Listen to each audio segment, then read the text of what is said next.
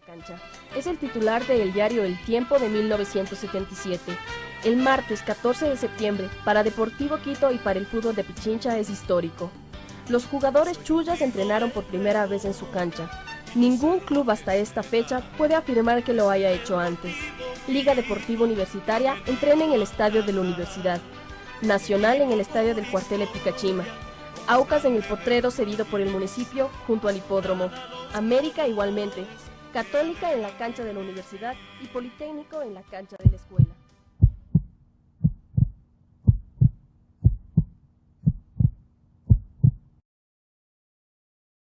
Sobre la relación entre los equipos, la selección y la hinchada, porque yo veo que se están produciendo cambios relativamente. Y creo que el papel de la prensa al otro día fue realmente lamentable. La prensa no tiene ninguna capacidad analítica. Entonces, ¿qué es lo que hizo? Me parece que simplemente irse en contra de los aficionados. ¿Cómo se va constituyendo, esta sería la segunda idea, esta crisis de identificación en el fútbol nacional? Yo creo que aquí hay una situación clara, sobre todo en el caso de Quito, que me parece que es bastante evidente, y ahí están los resultados también en términos del fútbol, es que los clubes no tienen estrategias de largo plazo. Ahorita están abocados principalmente a solventar la crisis económica y ese es el elemento central. Pero ¿qué es lo que estamos viendo detrás de los equipos? Que me parece que los imaginarios fundacionales de todos los equipos están desapareciendo. Pongo el caso del Nacional. El Nacional nace como un equipo militar, se lo vende como tal, un equipo criollo y un equipo nacionalista, que nace justamente en la coyuntura de la dictadura militar de los años 60. Y obviamente en ese contexto estos tres elementos podían tener un peso relativamente fuerte. Pero hoy día con el proceso de globalización me parece que esto no tiene ningún sentido. Entonces, ese origen fundacional de lo militar desaparece, por ejemplo, con el hecho de que ya los militares no tienen por qué cotizar obligatoriamente o ser hinchas obligatorios del Club El Nacional. Lo criollo está en debate. Porque han modificado los estatutos y están pensando en traer jugadores externos porque obviamente la globalización de alguna manera les presiona. El caso de la Liga, el caso de mi equipo, es exactamente lo mismo. La Liga nace como un equipo universitario, su nombre no puede ser más claro, Liga Deportiva Universitaria, y en el camino va perdiendo ese origen.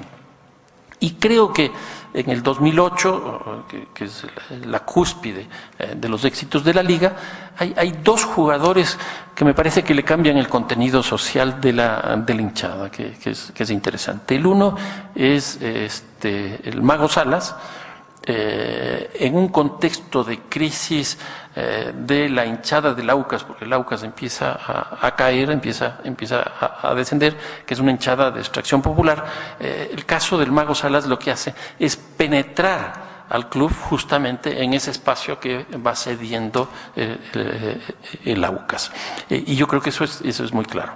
Y el otro caso interesante es el del actual ministro de Deportes, Pepe Pancho Ceballos, que ya había sido descartado por el Barcelona, había sido descartado por un equipo colombiano, en Ipiales, o en Pasto creo, el Deportivo Pasto si no me equivoco, y había sido descartado también por el Las Hojas, y por esas cosas del destino llega a la Liga y se convierte en el arquero que es. Pero eso le permitió a la Liga lo mismo que hace Mago Salas al incorporar esta masa popular básicamente de la sierra, lo hace Pepe Pancho Ceballos al incorporar a la hinchada, a una hinchada con la cual nunca había tenido posibilidades de congeniar la Liga, que es la de la costa y la de Guayaquil. Y la Liga, gracias a Pepe Pancho, creo que empieza a convertirse de alguna manera, y obviamente los éxitos de la Liga, empieza a convertirse de alguna manera en un equipo nacional, rompiendo su origen estrictamente quiteño. El caso del Aucas también es muy interesante, su imaginario de lo indio, incluso el nombre de Aucas, que bueno, hoy día hablar de Aucas es de la definición de Aucas es básicamente una comprensión de un grupo, una raza, como se hubiera dicho en aquella época, básicamente incivilizada. ¿Por qué? Porque el Aucas nace bajo el amparo de la Shell, de la empresa de petróleos. Incluso el Aucas, su logotipo era la concha. La concha esta del Spondylus, bueno, no sé del Spondylus, pero sí de la Shell. Y entonces el Aucas, su denominación esta del papá Aucas era porque era el equipo que tenía toda la plata del mundo, porque era el equipo petrolero. Y era esta cosa de el indio y básicamente el oriental. Hasta ahora, incluso en algunos partidos sale un tipo ahí disfrazado de indio, no sé de qué etnia, en fin, con tambores y bueno, toda esa cosa, ¿no? Y entonces eso se cae. Pero en vez de anclarse en el norte, por ejemplo, que es lo que hace la Liga, que es lo que le corresponde de alguna manera con la estructura de la ciudad, va y se ancla en el sur. Con lo cual se reafirma su carácter de lo popular, pero ya no en contexto de equipo petrolero, sino de ex petrolero, como ellos mismos se han definido. Y el otro caso interesante es el del Quito. Porque llega un momento determinado, cuando logra los éxitos deportivos últimos, los 2 campeonatos, se da cuenta que no puede entrar en otros lugares que no es la ciudad de Quito.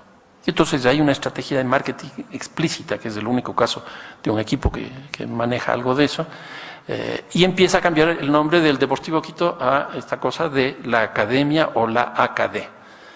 Pero es tan infeliz la cosa, y no es porque sea el Deportivo Quito, sino que también por eso, que la ACAD, ¿qué es eso? O la academia, ¿qué es eso? O sea, entonces, no define un ámbito social con el cual identificarse. Entonces, ¿qué es lo que ocurre? Yo creo que en realidad este rato, de los equipos que he puesto de Quito, que es lo que más conozco, lo que se ve claramente es que ese imaginario fundacional, que estaba anclado en un grupo social, en un nicho de mercado, para hablar en términos mercantiles actuales, ya no existe. Pero ningún equipo se está planteando la refundación de eso, o la reubicación en ese espacio. Hoy día el marketing para lo único que sirve es para captar recursos económicos, pero no, por ejemplo, para ubicarse en un contexto como este. Y yo creo que si el fútbol de Quito quiere mejorar, obviamente tiene que reinventarse en este contexto.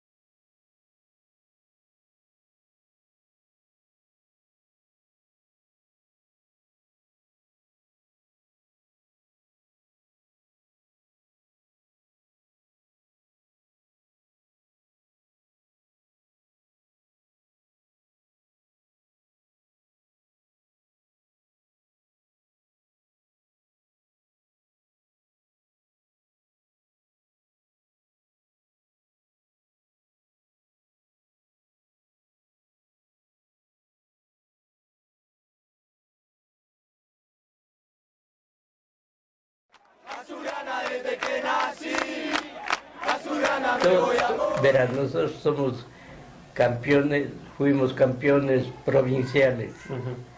55, 56, 57. Los entusiastas muchachos de la Plaza del Teatro iniciaron con el nombre de Sociedad Deportiva Argentina. Ese fútbol sobrio, practicado por el conjunto quiteño, le lanzó a la popularidad llevándole a primera. Logró causar admiración en todos los barrios quiteños y eran animados especialmente por los primeros taxistas de la ciudad. En la década de los 50 se construyó el primer estadio de Quito, el Arbolito, que fue testigo de las batallas más sonadas del fútbol, entre ellas la conquista del tricampeonato conseguido por el Deportivo Quito entre 1955 y 1957.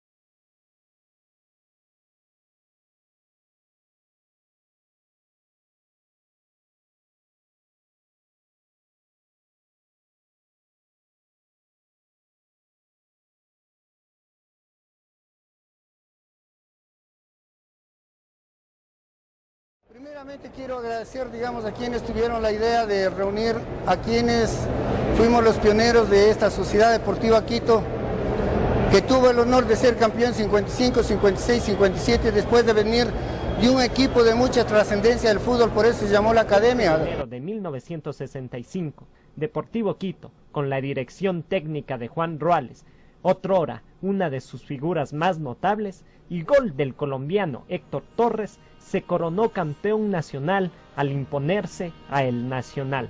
Jugó con Esteban Allende, Romanelli, Muñoz, Mario Chivo Galárraga y Charpentier, Guido Guerrero y Vivero, Pardo, Torres, Cléder Ordóñez y César Calvache. Haber quedado campeones, la primera vez que quedamos campeones, estando casi al último, seremos campeones en el año 64. Y la misma prensa guayaquileña dijo que quién más opcionado para ser campeón si no interviene Barcelona y Emelec era el Deportivo Quito. Y así fue. No le alargo el cuento, Nacional con empate era campeón, le ganamos 2-0 al Nacional, 2 goles de quien le habla.